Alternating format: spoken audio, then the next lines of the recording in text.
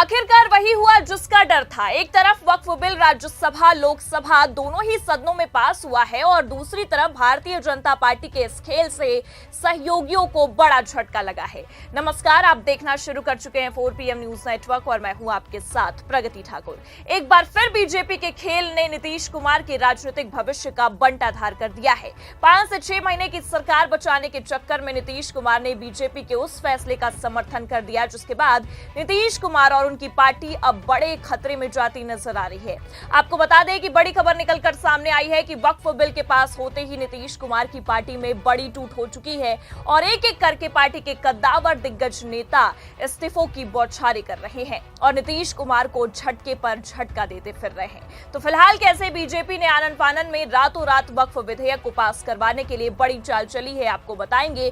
और क्यों बिल के पास होते ही नीतीश कुमार की पार्टी अब टूट के कगार पर आ गई है, उस पर भी आएंगे। लेकिन उससे पहले आप ये खबर देखिए। वक्फ बिल राज्यसभा से 12 घंटे चर्चा के बाद पास। मोदी बोले ये बड़ा सुधार ट्रांसपेरेंसी बढ़ाएंगे, कांग्रेस डीएम के विरोध में सुप्रीम कोर्ट जाएंगे। तो मतलब साफ है कि पहले लोकसभा में आनन फानन में रातों रात लगभग 2 बजे के करीब इस बिल को पास करवाया गया। फिर अगले ही दिन, जैसा कि आपने खबर में भी देखा, कि राज्यसभा में 12 घंटे चर्चा के बाद इस बिल को बीजेपी ने विपक्ष के विरोध के बावजूद पास करवा ही लिया।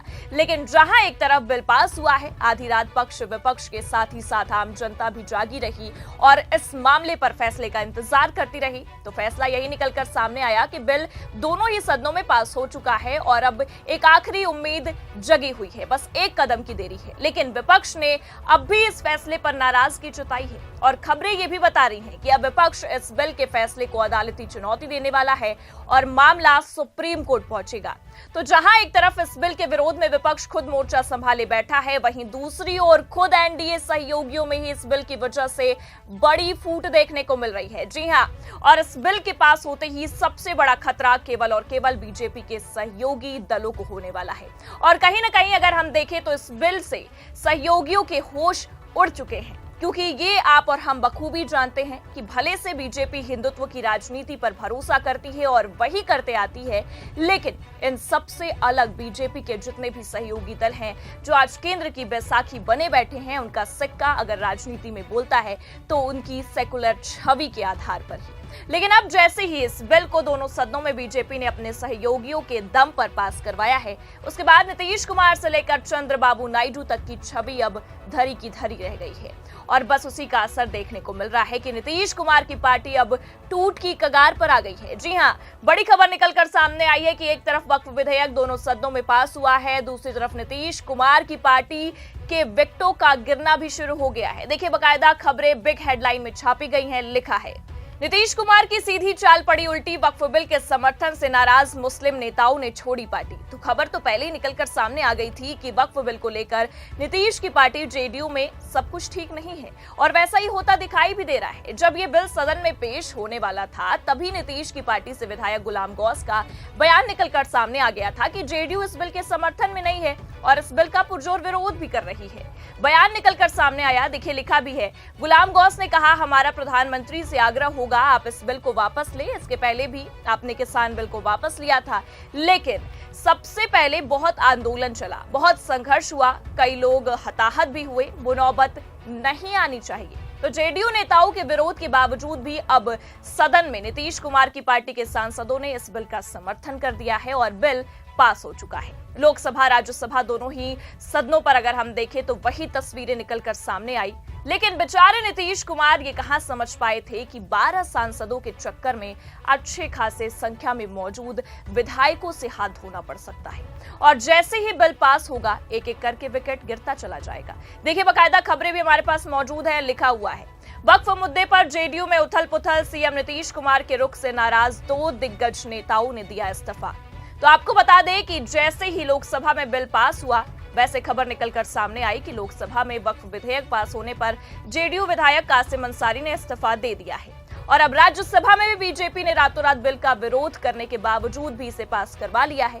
तो मामला और भी पेचीदा होता नजर आ रहा है और खबरें ये साफ दिखा रही हैं कि नीतीश कुमार की पार्टी खत्म होने की कगार पर आ चुकी है।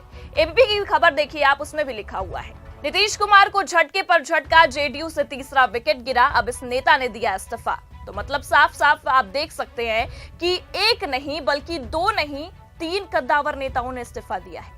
बेचारे नीतीश कुमार कुछ महीनों की सरकार चलाने और बचाने के चक्कर में अपने राजनीतिक भविष्य का ही बेड़ा गर्क करके चले गए। वैसे भी अगर हम देखें तो इस बिल ने नीतीश कुमार का अच्छा खासा वोट बैंक खा लिया, या कह सकते हैं कि खत्म कर दिया, और अब खुद नीतीश कुमार के नेता भी साथ छोड़ते चले जा रहे हैं। मतलब साफ है कि बीजेपी का समर्थन कर नीतीश बाबू ने अपने ही पैर पर कुल्हाड़ी जरूर मार ली है, और इस बार ये कुल्हाड़ी नीतीश के साथ ही साथ उनकी पार्टी को भी खत्म करने वाली है। देखिए आगे खबर में लिखा भी हुआ है, मुख्यमंत्री नीतीश कुमार की पार्टी को जेडीयू से जुड़े नेता झटके पर झटका दे रहे हैं। वक्फ संशोधन विधेयक लोकसभा के बाद राज्यसभा में भी पास हो गया है। इसी बीच जेडीयू में इस्तीफे का दौर भी शुरू हो गया है। मुख्यमंत्री नीतीश कुमार को ऐसा लग रहा है कि कमजोर करने की कोशिश की जा रही है। भले ही इस्तीफा देने वाले छोटे स्तर के नेता हों, लेकिन वे पार्टी में किसी न किसी पद से जुड़े हुए थे। अब जेडीयू के अल्पसंख्यक विभाग के प्रदेश महासचिव मोहम्मद तबरेज सिद्दीकी अलीग ने पार्टी से इस्तीफा दिया है। इससे पहले आपको बता दें कि खबर यह निकलकर सामने आई थी कि गुरुवार को पार्टी के मुस्लिम विधायक और वरिष्ठ नेता डॉक्टर मोहम्मद कासिम अंसारी ने पार्टी से इस्तीफा दे दिया। उन्होंने लोकसभा में पार्टी के कदम का विरोध किया था। फिर जब राज्यसभा में बिल को कैसे भी पास करवाया गया तो खबर यह निकलकर सामने आई कि मोहम्मद शाहनवाज मलिक ने अपने पद से इस्तीफा दे दिया है। अब ये दो कद्दावर नेताओं के इस्तीफे के बाद बड़ी खबर यह निकलकर सामने आई कि नीतीश कुमार का तीसरा विकेट भी गिर चुका है। मोहम्मद तबरेज सिद्दीकी अलीग ने भी अपने इन दोनों नेताओं की तरह पार्टी से इस्तीफा दे दिया है और नीतीश कुमार को अपना त्याग पत्र तक सौंप दिया है। देखिए खबर में लिखा भी है, तबरेज सिद्दीकी अलीग ने त्याग पत्र में लिखा है, जिस मुस्लिम समाज ने बीते 19 वर्षों से पार्टी का समर्थन किया, उन्हीं के खिलाफ इस प्रकार का निर्णय लिया गया। ये कृत्य उन लाखों समर्थकों के विश्वास के साथ विश्वासघात है जिन्होंने आपको बार बार मुख्यमंत्री पद तक पहुंचाया। इस परिस्थिति में मेरी अंतरात्मा मुझे जनता दल यूनाइटेड में बने रहने की अनुमति नहीं देती है।